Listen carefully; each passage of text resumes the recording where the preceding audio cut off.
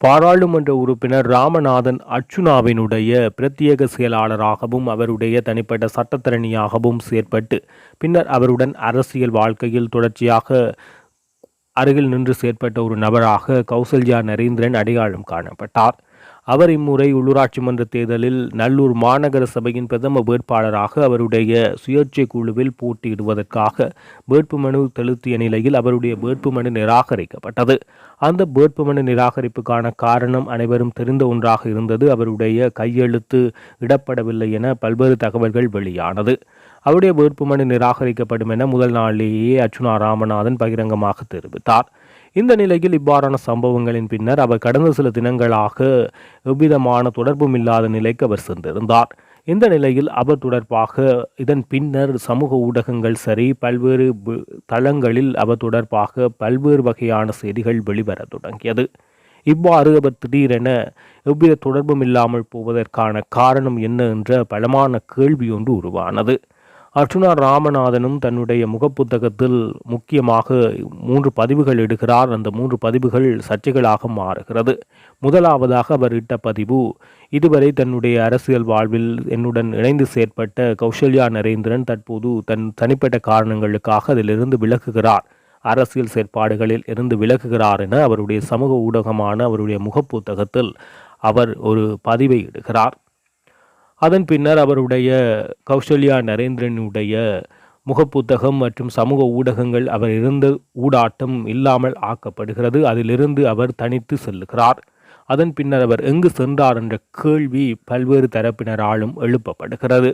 திடீரென அவர் இதுவரை அர்ச்சுனா ராமநாதன் அனைத்து இடங்களிலும் அவர் கூட செல்கின்ற ஒரு நபராக இருந்த நிலையில் பிரத்யேக செயலாளராக கடமையாற்றிய நிலையில் திடீரென அவர் இல்லாமல் போகிறார்.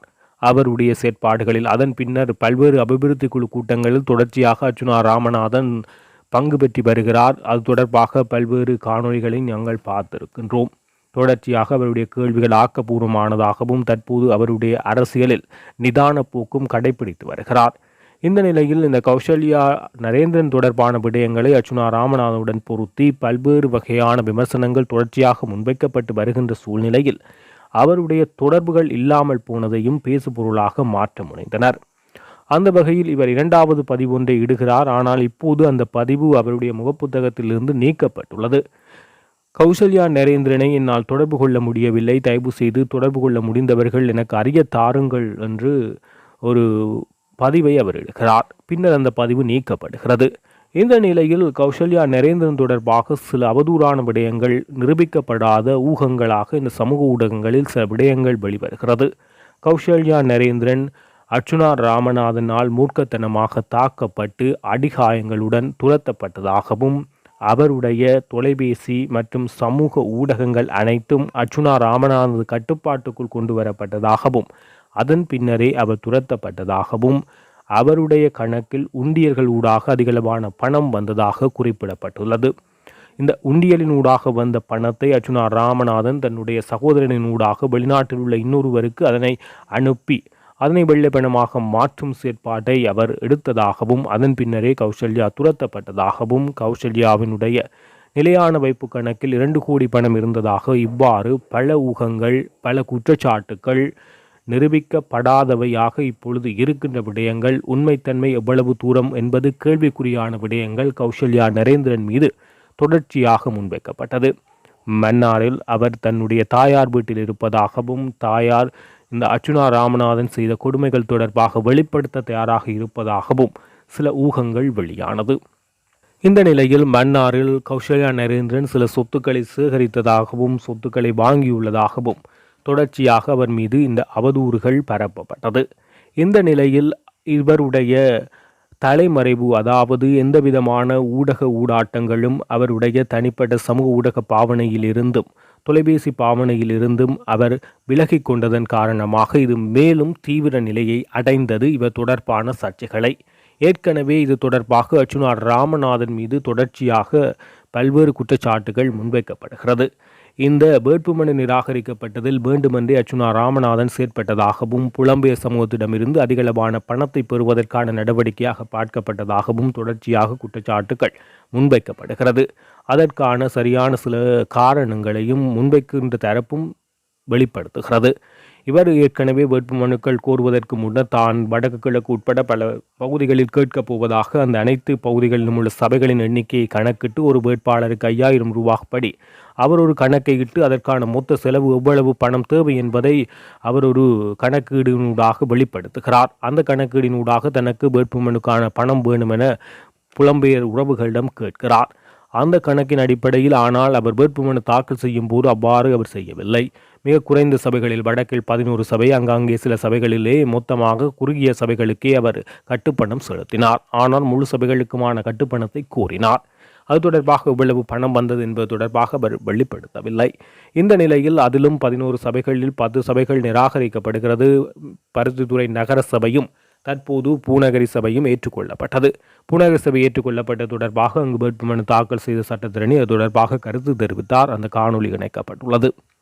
இந்த நிலையில் வேட்புமனுக்கள் நிராகரிக்கப்பட்டது தொடர்பாக கௌசல்யா நரேந்திரன் தொடர்ச்சியாக இந்த அர்ச்சுனா ராமநாதன் இருவருக்கும் இடையில் முரண்பாடுகள் ஏற்பட்டதாக தெரிவிக்கப்படுகிறது. இந்த நிலையில் அர்ச்சுனா ராமநாதன் இது தொடர்பாக குறிப்பிடுகையில் தான் இந்த வேட்புமனுக்கள் நிராகரிக்கப்பட்ட பிழையை தான் முற்றுமுழுதாக ஏற்றுக்கொள்கிறேன். அதில் தனது கவலை, இனம், பிழை, பொறுப்பற்ற தன்மை ஆகிய மூன்றையும் நான் ஒப்புக்கொண்டு மன்னிப்பு கேட்பதாகவும் எதிர்வரும் காலங்களில் இவ்வாறான தவறுகளை தான் விடமாட்டேன் என அவர் பகிரங்கமாக பொதுமக்களிடமும் தன்னுடைய வாக்களித்தவர்களிடமும் மன்னிப்பு கேட்கிறார். இந்த நிலையில் இவ்வாறு தொடர்ச்சியாக கௌசல்யா நரேந்திரன் எங்கே காணாமல் போய் உள்ளாரா, அடிகாயங்களுடன் துரத்தப்பட்டாரா என்ற பல்வேறு வகையான வதந்திகள் அல்லது பல்வேறு வகையான ஊகங்கள் சமூகத்தில் வெளிவர தொடங்கிய நிலையில் அதற்கு முற்றுப்புள்ளி வைக்கும் விதமாக கௌசல்யா நரேந்திரன் தற்போது மீண்டும் வெளிச்சத்துக்கு வந்துள்ளார். தற்பொழுது அவர் அரசியலில் இருந்து விலகியது உண்மை போல் இருக்கின்ற வகையில் அவர் சட்டத்தரணி தொழிலை தொடர்ச்சியாக மேற்கொள்ள முனைவது போல் இந்த சம்பவம் இடம்பெற்றுள்ளது. அதாவது இன்று யாழ்ப்பாண நீதிமன்றத்தில் அர்ச்சுனா ராமநாதன் தொடர்பான வழக்கு விசாரணைக்கு எடுத்துக்கொள்ளப்பட்டது. அவர் மீது 26க்கும் அதிகமான வழக்குகள் தொடரப்பட்டுள்ளது. அதன் அடிப்படையில் இன்றைய தினம் யாழ்ப்பாண நீதிமன்றத்தில் ஒரு வழக்கு அவருக்கு எதிராக இடம்பெற்ற வழக்குக்காக அவர் அழைக்கப்பட்டார். இந்த நிலையில் இன்றைய தினம் அர்ச்சுனா ராமநாதனோடு கௌசல்யா நரேந்திரன் சட்ட ஆலோசனைகளை வழங்கும் விதமாக இன்றைய தினம் யாழ்ப்பாண நீதிமன்றத்துக்கு அவருடன் வருகை தந்து ஒரு சில இந்த முற்றுப்புள்ளிகளுக்கு, இந்த வதந்திகளுக்கு முற்றுப்புள்ளி வைத்துள்ளதாகவே இந்த விடயம் பார்க்கப்படுகிறது. வணக்கம். நாங்கள் கௌரவ பாராளுமன்ற உறுப்பினர் டாக்டர் ராமநாதன் அர்ச்சுனா தலைமையிலான சுயேட்சை குழு இந்த பூநகரி பிரதேச சபைக்கான வேட்புமனு நேற்றைய தினம் நாங்கள் தாக்கல் செய்திருந்தோம். இன்றைக்கு அதற்குரிய அந்த வேட்புமனு ஏற்றுக்கொள்ளப்பட்டு சுயேட்சை குழு 2 என்ற பெயரில் ஊசி சின்னத்தோடு நாங்கள் இந்த பூநகரி பிரதேச சபையில் போட்டியிட உள்ளோம். நாங்கள் எங்களோட மேதவுன்ற வழியில நாங்கள் இந்த மருத்துவர் டாக்டர் ராமநாதன் அர்ச்சுனாவுக்கு பயணிப்போம். மக்களுக்கான அடிப்படை உரிமைகள் குரல் கொடுப்போம். நாங்கள் இந்த மற்ற பிரதேச சபையிலேயும் நாங்கள் இந்த வேட்புமனுக்கள் தாக்கல் செய்திருந்த நாங்கள் ஏற்கனவே அந்த வேட்புமனுக்கள் சில இந்த அரசாங்கத்தின் சில சதி திட்டங்களால அது சின்ன சின்ன பிள்ளைகள் சொல்லி எங்களை சுட்டிக்காட்டி ரிஜெக்ட் பண்ணப்பட்டுள்ளது. அதாவது எங்களுக்கு அந்த சேக்குலர்ல பிறப்பு சான்றிதழ பிரதி என்று சொல்லி போட்டு அவர்கள் பிறகு கேட்கிறாங்க. உண்மையாக ஒரிஜினல் பிரதி என்று சொல்லி சொன்னா பிறப்பு சான்றிதழ மூல பிரதி என்று அதுல தமிழ்ல எழுதியிருக்கோம். ஆனால் அப்படி இல்லாமல் எங்களுக்கு அதுல சொல்லப்பட்டு எங்களோட மற்ற பிரதேச சபைக்கான வேட்புமனுக்கள் நிராகரிக்கப்பட்டுள்ளது. அதற்கான வழக்குகள் இப்ப போய்கொண்டிருக்கிறது. மற்ற அந்த வழக்குகள் எங்களுக்கு சாதகமா வரும் என்று யோசிக்கிறோம். அதே போல எங்களோட இந்த சுயேட்சை குழு ஊசி சின்னத்தோடு பருத்தித்துறை நகரசபை, முல்லைத்தீவு, பாண்டியங்குளம், மற்ற துணுக்காய், திருவண்ணாமலை போன்ற பிரதேச சபைகளில் நாங்கள் போட்டியிடுவோம். அனைத்து மக்களும் அந்த ஊசி சின்னத்துக்கு வாக்களிக்குமாறு உங்களை தாழ்மையுடன் கேட்டுக்கொள்கிறோம். அனுர அரசாங்கத்தின் கீழ் ஊழல் குற்றச்சாட்டுகள் அடிப்படையில் சிலர் கைது செய்யப்படுகின்றார்கள். இந்த நிலையில் வியாழேந்திரன் அவர்கள் கைது செய்யப்பட்டு விளக்கமறியலில் வைக்கப்பட்டுள்ளார். ஊழல் குற்றச்சாட்டுகளின் அடிப்படையில் கைது செய்யப்பட்டுள்ள நிலையில் கருணா அம்மான் தற்போது ஒரு விடயத்தை குறிப்பிடுகிறார். அப்படி என பார்க்கின்ற போது தமிழரசு கட்சியினுடைய மிக பெரும் ஊழல்வாதியாக சாணக்கியன் இருக்கிறார். அவர் மிகப்பெரிய ஊழல்களை செய்துள்ளார். எனவே அவரை அடுத்தபடியாக இந்த அனுர அரசாங்கத்தின் கைது பட்டியலில் சாணக்கியன் இருக்கலாம் எனவும் வெகு விரைவில் அவர் கைது செய்யப்படலாம் என கருணா அம்மான் தெரிவித்துள்ளார். வரலாறு தெரியாத சில நபர்கள் தற்போது கொக்கரிப்பதாகவும் ஜேவிபியும் ஒரு ஆயுத போராட்ட குழு எனவும் அவர்களும் அவர்களுடைய விடுதலைக்காக போராடியவர்கள், விடுதலை புலிகளும் அவ்வாறு விடுதலைக்காக போராடியவர்கள். கடந்த காலங்களில் பல்வேறு கொலை சம்பவங்கள், யுத்த காலத்தில் பல்வேறு தரப்பினரிடம் பல்வேறு மட்ட இழப்புகள் இடம்பெற்றது உண்மை. அந்த பழைய விடயங்களை தூண்டி எந்த பிரயோசனமும் இருக்கப் போவதில்லை. எனவே இனி பழைய விடயங்களை தூண்டுவதை விடுத்து எதிர்வரும் காலங்களின் ஆக்கப்பூர்வமான நடவடிக்கைகளை பற்றியே இருவரும் சிந்திக்க வேண்டும் என கருணா அம்மான் குறிப்பிடுகிறார். தற்பொழுது நடக்கின்ற உள்ளூராட்சி சபை தேர்தலில் ரவுவக்கீம் அவர்களுக்கும் தமிழ் தேசிய கூட்டமைப்புக்கும் ஒரு உடன்படிக்கை மேற்கொள்ளப்பட்டிருக்கின்றது. இதை உண்மையிலே வேடிக்கையான விடயம். சிறுநேசன் அவர் ஒரு கிணறு தவளை நினைக்கின்றேன். ஆனால் அவருக்கே சரியாக ஒப்பந்தம் நடந்தது. அவை இவ்வாறு தான் இந்த கிழக்கு மாகாணத்தை விட்டுக் கொடுப்பதற்கும் அல்லது விலை பேசுவதற்கும் அவர்கள் தயாராக இருக்கிறார். இதை மக்கள் புரிந்து கொள்ள வேண்டும். தற்பொழுது ஆட்சி அமைச்சுகின்ற கட்சியும் ஒரு ஆயுததாரிகள் தான். அவை அவர்கள் ஒரு ஏபியிலிருந்து ஒரு விடுதலைக்காக போராடியவர்கள் அவர்கள் உணர்ந்து கொள்ள வேண்டும். என்றால் இன்று பழி வாங்குகின்ற நோக்கத்தில் இன்று அரசியல் பிரமுகர்களை கைது செய்வதும் சிறைகளில் தள்ளுவதும் என்பது உண்மையிலே ஏற்றுக்கொள்ளப்பட முடியாத விடயம். ஆனால் உண்மையாக ஊழல் செய்தவர்கள் பாரிய தவறுழைத்தவர்களை நிச்சயமாக தட்டி கேட்க வேண்டும். ஏனென்றால் அப்பொழுதுதான் சிறந்த ஒரு அரசாங்கத்தை நாங்கள் கையாளலாம். அது அந்த அடிப்படையில் பார்க்கின்ற பொழுது இன்று தமிழ் தேசிய கூட்டமைப்பு சாணக்கியன் பாரிய ஊழலை செய்துவிட்டு இன்று மக்கள் மத்தியிலே சிறந்தவர் போல் நடமாடுகின்றார். ஆகவே அவர் முதல் கைது செய்யப்பட வேண்டும் என்பதை இவ்விடத்திலே நான் சுட்டிக்காட்டுகிறேன். யுத்தத்திலே இந்த தமிழ் மக்களாக இருக்கலாம், சிங்கள மக்களாக இருக்கலாம், சரி முஸ்லீம் மக்களாக இருக்கலாம், பல பொதுமக்களும் உயிரிழந்திருக்கின்றார்கள், பல பாதிப்புகளை சந்தித்திருக்கின்றார்கள். ஆகவே என்னை பொறுத்தவரையில் இழந்தவை தான். ஆகவே அவற்றை நாங்கள் மீண்டும் மீண்டும் கிளறி இனங்களிடையே குரோதங்களை வளர்ப்பதில் எது விடயமும் நடக்கப் போவதில்லை. ஆகவே சிறந்த முறையில் ஒரு புது யுகத்தை வருகின்ற சந்ததிக்காக நாங்கள் உருவாக்கி கொடுக்க வேண்டும் என்பதுதான் எங்களுடைய நோக்கம். உள்ளூராட்சி மன்றங்களால் அறவிடப்படுகின்ற வரிப்பணம் நிரந்தர வைப்புக்கானதல்ல, அது மீள மக்களின் நலத்திட்டங்களுக்கு பயன்படுத்தப்பட வேண்டும் என தேசிய மக்கள் சக்தியின் வன்னி மாவட்ட பாராளுமன்ற உறுப்பினர் ஜெகதீஸ்வரன் ஒரு கருத்தை தெரிவித்துள்ளார். வணக்கம். எதிர்வரும் மே மாதம் 6ஆம் தேதி உள்ளூராட்சி மன்ற தேர்தல்கள் இலங்கை முழுவதும் நடைபெற இருக்கின்றது. அந்த வகையிலே இந்த உள்ளூராட்சி மன்ற தேர்தல்களிலே தேசிய மக்கள் சக்தி நிச்சயமாக பெரும்பான்மை பலத்துடன் மன்றங்களை கைப்பற்றும் என்ற நம்பிக்கை எங்களுக்கு இருக்கின்றது. நாங்கள் பொதுமக்களை சந்தித்து கலந்துரையாடும் போதும் ஏனைய புத்திஜீவிகள் போன்றோருடன் அளவலாவும் போதும் அவர்களுடைய அபிப்பிராயங்களை எங்களுக்கு பெறக்கூடியதாக இருக்கின்றது. அந்த வகையிலே தேசிய மக்கள் சக்தி நிச்சயமாக பெரும்பான்மையான உள்ளூராட்சி மன்றங்களை கைப்பற்றும், குறிப்பாக வடமாகாணத்தில் உள்ள உள்ளூராட்சி மன்றங்களை கைப்பற்றும் என்ற நம்பிக்கை எங்களுக்கு இருக்கின்றது. அந்த வகையிலே வன்னி மாவட்டத்திலே உள்ள உள்ளூராட்சி மன்றங்களிலே, குறிப்பாக வவுனியா மாவட்டத்தில் உள்ள உள்ளூராட்சி மன்றங்களிலே எங்களுடைய தேசிய மக்கள் சக்தி நிச்சயமாக மன்றங்களை கைப்பற்றும் என்ற நம்பிக்கை எங்களுக்கு இருக்கின்றது. மக்களும் அதற்கான ஆதரவை எங்களுக்கு நிச்சயமாக வழங்குவார்கள் என்று நம்புகின்றோம். அது மட்டும் இல்லாமல் கடந்த காலங்களிலே உள்ளூராட்சி மன்றங்களை கைப்பற்றிய கட்சிகள் தங்களுடைய நடவடிக்கையை எவ்வாறு நடத்தி செல்வது என்பது கேள்விக்குரிய விடயமாக இருக்கின்றது. உதாரணமாக வவுனியா மாநகர சபையை எடுத்துக்கொண்டோம் என்று சொன்னால், வவுனியா மாநகர சபையை கடந்த காலங்களிலே கைப்பற்றி அதை ஆட்சி புரிந்த இந்த கட்சிகளிட எடுத்து நோக்குவோமானால் செய்யப்பட வேண்டிய பல்வேறுபட்ட வேலை திட்டங்கள் இருக்கின்றன மக்களுக்கு. உதாரணமாக கூற போனால் உட்கட்டமைப்பு வசதிகள், ஏனைய மக்கள் நலனோம்பு திட்டங்கள் போன்றவை நடைமுறைப்படுத்த வேண்டிய தேவைகள் பாரிய அளவிலே காணப்பட்ட போதிலும் உள்ளூராட்சி மன்றங்கள் தங்களுடைய மக்களினுடைய வரி, அதாவது மக்கள் மிகவும் கஷ்டப்பட்டு செலுத்தப்படுகின்ற மக்களால் செலுத்தப்படுகின்ற இந்த வரியை தாங்கள் நிரந்தர சேமிப்பில் வைத்து கிட்டத்தட்ட வர்த்தக வங்கிகளுக்குரிய ஒரு நடவடிக்கை போன்ற ஒரு செயற்பாட்டை செய்து வந்திருப்பது என்பது ஒரு வேதனைக்குரிய விடயமாகும். மக்களிடம் வரி பணமாக அறவிடப்படுகின்ற இந்த வரி நிச்சயமாக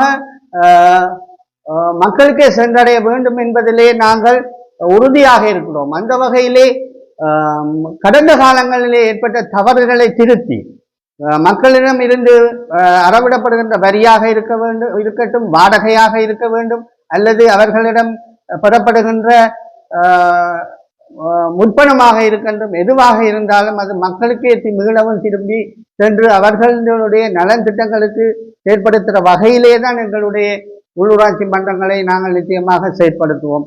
கடந்த காலங்களில் இடம்பெற்ற பல்வேறுபட்ட ஊழல்கள் எங்களுக்கு செய்தி ஊடாகவும் பல்வேறு தகவல்கள் ஊடாகவும் அறியக்கூடியதாக இருக்கின்றது. அவ்வகையான ஊழல்கள் தொடர்பாகவும் நிச்சயமாக எதிர்காலங்களிலே நாங்கள் பொருத்தமான நடவடிக்கைகளை எடுப்போம் என்றும் இவ்விடத்திலே கூறிக்கொள்கின்றோம். அத்தோடு தேசிய மக்கள் சக்தியின் ஆதரவு என்பது கணிசமான அளவு பாராளுமன்ற தேர்தலை விட கூடிய அளவிலேயே காணப்படுகின்றது. அந்த வகையிலே நிச்சயமாக மக்கள் எங்களுடைய ஆட்சிக்கு ஒரு உறுதியான ஒரு நிலைப்பாட்டை எடுத்து எங்களுக்கு ஆதரவு வழங்குவார்கள் என்ற நம்பிக்கை எங்களுக்கு இருக்கின்றது. நிச்சயமாக வர இருக்கின்ற இந்த 5 வருடத்திலேயும் மக்களாட்சி ஒன்று நிறுவப்படும். அதே போல ஊழல் மோசடியற்ற ஆட்சி ஒன்று நிறுவப்படும். அதற்கான விசாரணைகள், ஊழல்கள் அல்லது மோசடிகள் அல்லது அநியாயங்கள் புரிந்தவர்கள் அனைவருக்கும் எதிராக நாங்கள் நிச்சயமாக நடவடிக்கை எடுப்போம். காலப்போக்கிலே அதை மக்கள் காணக்கூடியதாக இருக்கும் என்று இவ்விடத்திலே தெரிவித்துக் கொள்கிறேன்.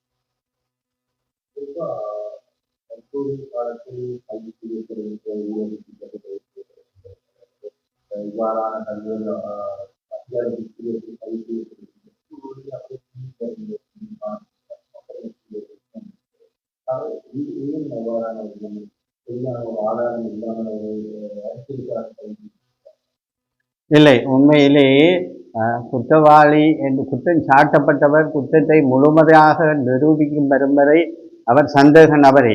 அந்த வகையிலே அவர்களுக்கு குற்றம் சாட்டப்பட்டவர்களுக்கு பிணை வழங்குவது என்பது சாதாரணமாக உள்ள ஒரு நடைமுறை. நிச்சயமாக அவர்கள் பிணையில் சென்றாலும் கூட அந்த குற்றம் நிச்சயமாக வழக்குகள் தொடர்ந்து விரைவாக அவர்களுக்கு எதிரான தீர்ப்புகள் வழங்கப்படும். அந்த தீர்ப்புகள் வழங்கப்படுகின்ற பட்சத்திலே நிச்சயமாக அவர்களுக்குரிய தண்டனைகளும் வழங்கப்படும். அப்போது அவர்கள் தண்டனையை அனுபவித்தே ஆக வேண்டும். பிணையில் வருவது என்பது சாதாரணமாக கூடியளவான வழக்குகளிலே அது உள்ள ஒரு விடயம். அந்த வகையிலே அவர்களுக்கு பிணை வழங்கப்படுகின்றது. ஆனால் வழக்குகளில் நிச்சயமாக வெற்றி பெறுவதற்கோ அல்லது போதிய சாத்தியங்களை நாங்கள் பெற்றுக்கொண்டே விசாரணைகளை ஆரம்பித்திருக்கின்றோம்.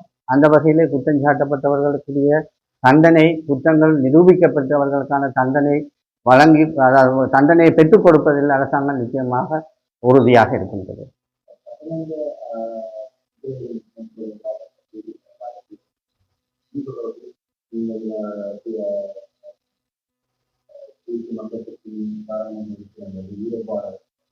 உண்மையிலே பட்டலண்ட வதை முகாம் என்பது கடந்த காலங்களிலே மக்களால் மிகவும் ஒரு துன்பியல் சம்பவமாக கருதப்பட்ட ஒரு விடயம். ஆனால் அதன் விசாரணை என்பது அதற்கு எதிரான நடவடிக்கை என்பதை கடந்த காலங்களிலே எந்த அரசாங்கங்களும் மேற்கொள்ளப்படவில்லை.